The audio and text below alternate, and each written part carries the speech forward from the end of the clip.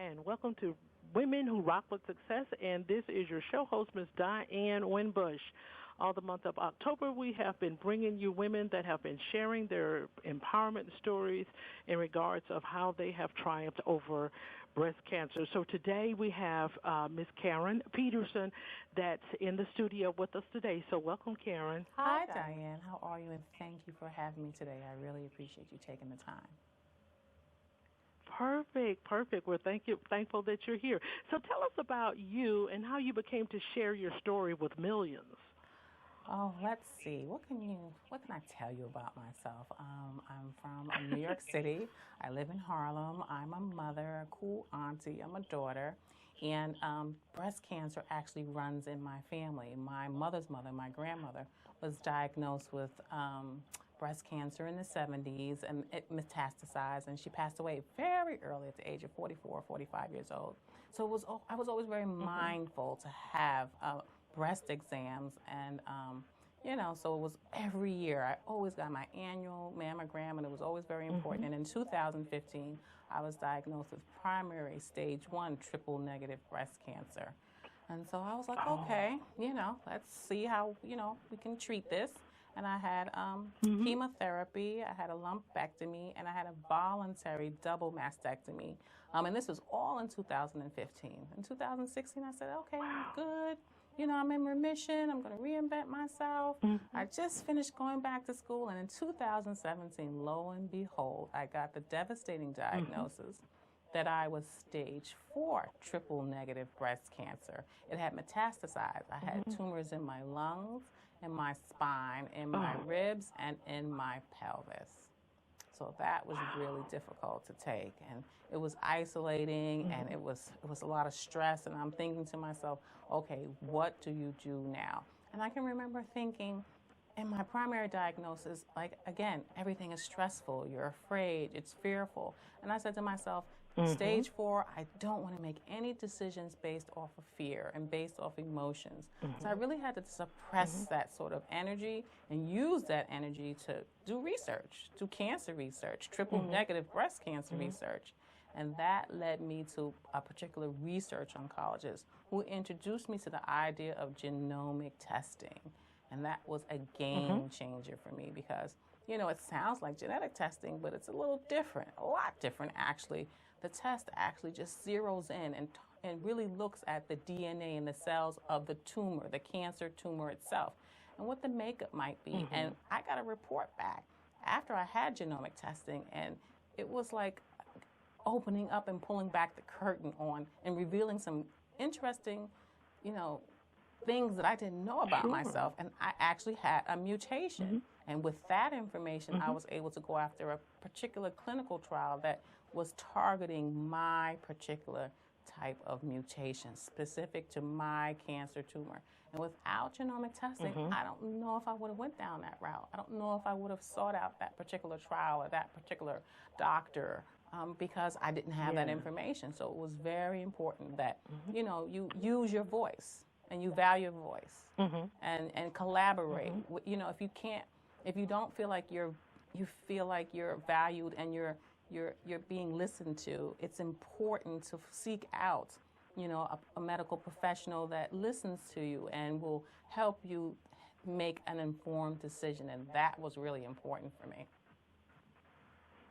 Absolutely. That's very informative because sometimes we are so quick to hide when we feel, or it's, I guess it's a form of fear when we don't want to know what it is, and then we'll try to find something else to perhaps maybe cover it.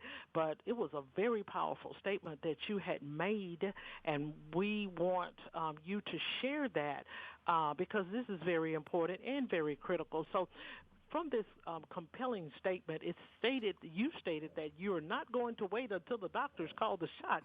You researched your own triple negative, breast cancer illness, because a lot of times at this stage right here, people are in a total fright. They're not thinking about trying to research anything, but you put the tool in your hand. So tell us a little bit about that. I just felt like, again, I wanted to change my narrative. I felt before that I was making a lot of decisions in my primary care, and my primary diagnosis out of fear and out of emotion, and and not really collaborating with my physician. And this time around, I said, you know what? Before you do anything, where are your options? Are you exploring all your options? Are they available to you? And I always had this nudging feeling that they weren't. And I needed to seek that out. And as the more and more I dug, the more things were revealed to me. And I was like, there's got to be someone who will talk to me, who will help me understand and interpret this, which I did. I found a research oncologist who helped me understand how useful genomic testing actually would be, because I, again, was trying to make an informed decision based off of my particular tumor and in my case, because I wanted to go and try something different, but I wanted to make an informed decision. It wasn't just like I was going, okay, chemo didn't work for me, so I'm going to just go try immunotherapy. No, that's not how. It was an informed decision based off a scientific report that helped me make that decision. So that's what I really think that's important. And so I know it can be kind of confusing. So there's a website called testingmycancer.com that anybody can take a look at. A patient can take a look at, a caregiver can take a look at, and take this information back to your provider, your healthcare, your physician, your oncologist, and have a conversation about genomic testing to see and decide whether or not it would be a useful tool in, your instance, in your case. Would genomic testing actually help me, get where I need to go? The tool that I need to help define where I'm going to go in my treatment plan. And that's exactly how I used it. Absolutely. So Dr. Neal was your oncologist and is a guest on the show as well. And so welcome to the broadcast. Hi, Diane. Thank you for having me. I do have to clarify, I did not have the privilege of treating Karen, but I do think that it's very important that we get her message and story out there. Okay, perfect. Okay, perfect. So tell us a little bit about what you do. So I am a medical oncologist, a research oncologist, and that means that I spend my time researching and trying to better understand why breast cancer develops and how we can better treat it. And I also treat and care for patients in the clinic. And what that really allows me to do is collaborate, as Karen said, with patients, understand the questions that are most important to them, and to us as the treating physician, take those questions back to the laboratory to identify the science that is most helpful for patients. Absolutely. So briefly share with us and the listeners about genomic testing.